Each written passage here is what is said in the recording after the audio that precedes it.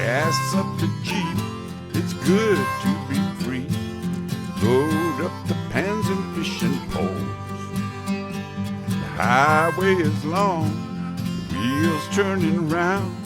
Pack up the cook stove and the bowls. Arlo and I, we hit the open road. Arlo and I are on the road. Hey everybody, well here I am in my front yard again, and I was looking at all of these prickly pear cactuses here, and most of the blooms are drying up and falling off, but you can see all the fruits that are going to be coming soon.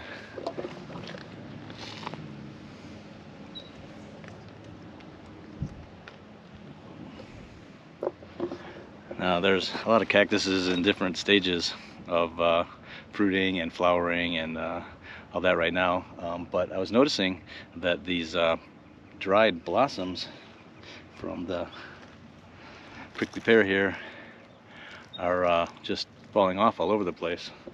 They're all over the ground. You can see them here,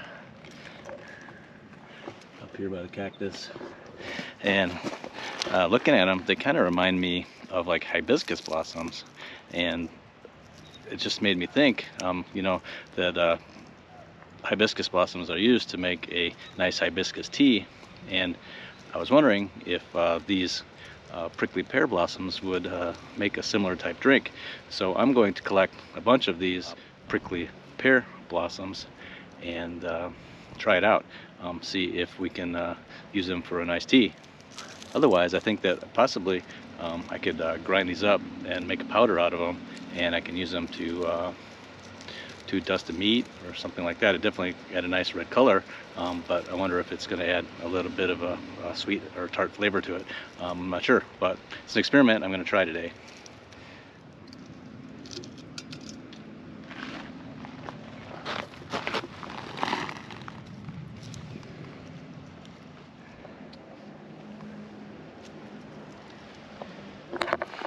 And I need to be careful because some of these blossoms still have some of those little spiny glockets on there, but I'll be careful when I do this, and we'll collect as many as we can in a jar, and let's see what happens.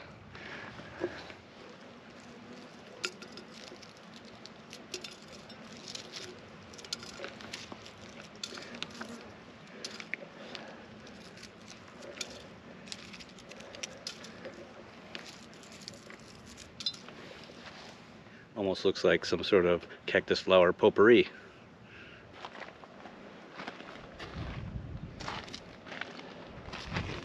See, it's like that. So little spines on there.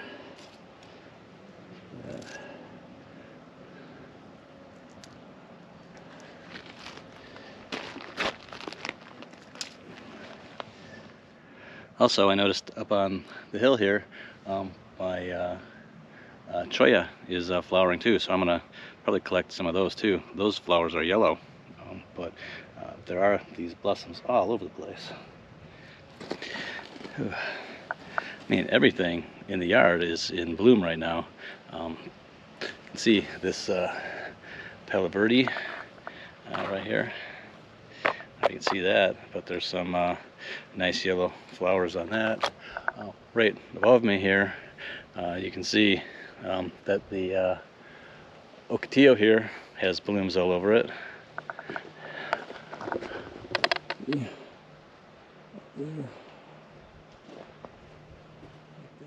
As well as this creosote bush right here is in bloom too. And then have all the cactuses and all that all over, so lots of flowers.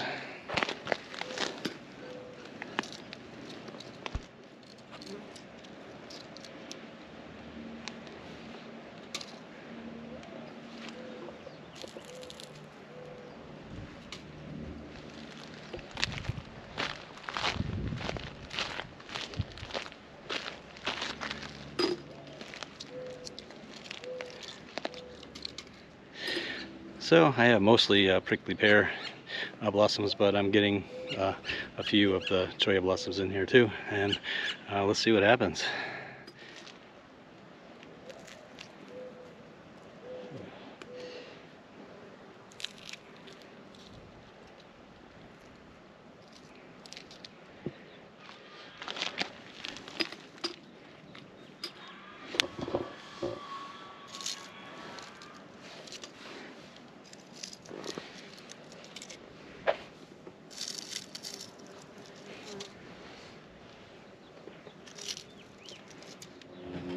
So I have this nice jar full of prickly pear, dried prickly pear and Cholla blossoms. And like I said, when I saw them, they reminded me so much of hibiscus flowers, like hibiscus tea. They also look like little rosebuds, dried roses in there. But I was thinking to myself, hey, that might make a interesting tea. So what I'm going to do is put some water in this and see what kind of tea comes out. I think it should have a nice, beautiful pink color, and then we can sweeten it with a little bit of honey.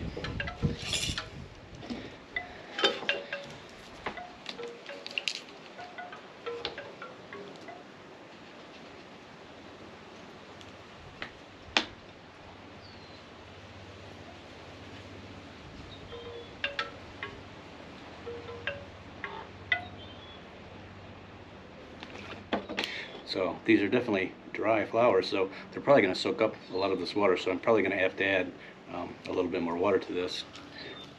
So I'll just let this sit for a little while. At that point it should have steeped long enough, and we'll strain it out and we'll see.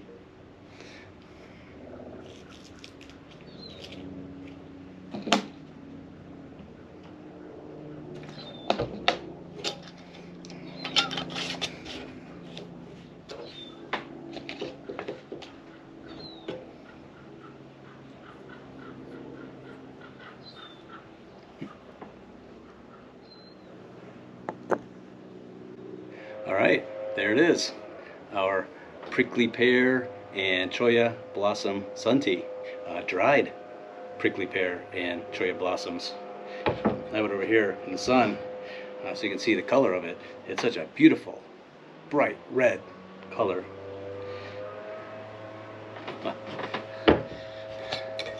So I took this, the blossoms that were dry, and I put them in the jar and I filled it with water, and then I let it sit in the sun for about an hour, and then I took it out and I strained it all through a coffee filter.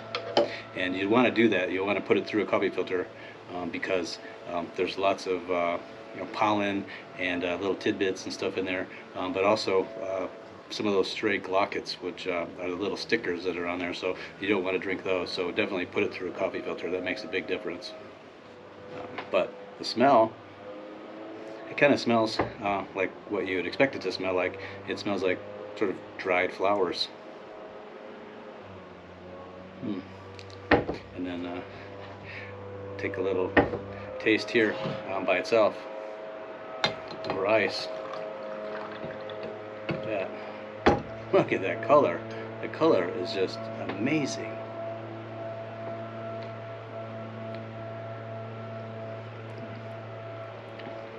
So it kind of tastes like a dry flower tea. It definitely has a floral quality to it.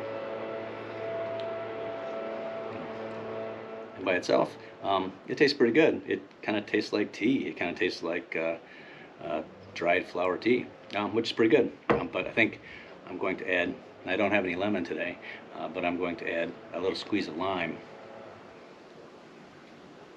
to that.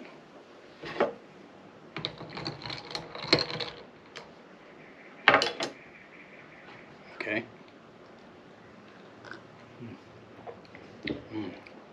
That really brightens it up. That really makes a big difference, and that is delicious. I could drink that just like that. Actually even brings out the floral qualities a little more with the lime in there.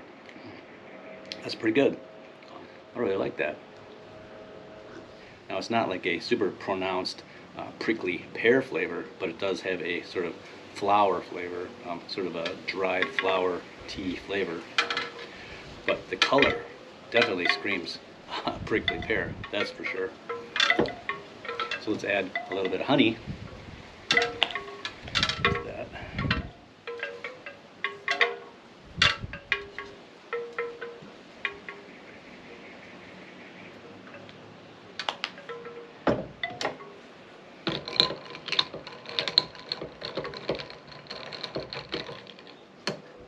Okay, let's try that.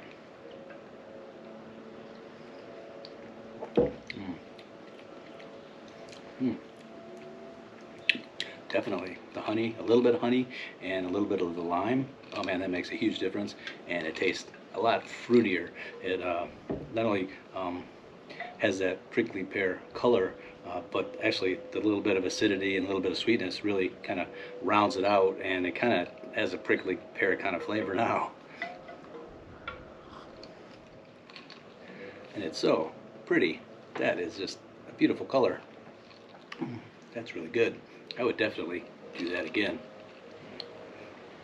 But if you wanted to give it a little of a caffeine kick, you could do what I did with my Ocotillo blossom tea, and that's I threw in a couple of green tea bags in with the blossoms when I put it in the sun, and then it was really sort of a blossom scented, blossom flavored green tea, which would work great with this as well. But this tastes great just by itself. Wow, that was a fun little experiment. So if you've got prickly pears in your front yard and the blossoms are, right now, they're all starting to drop off, this is the perfect time to do this. And it really does remind me of hibiscus tea. Not quite as tart, but really good. But, you know, that's what the lime is for. Well, that was fun. If you like this video, please like, please subscribe. That always helps us a lot. And we will see you in the next one. All right, bye-bye. Arlo and we hit the open road. Look at that color. On the road.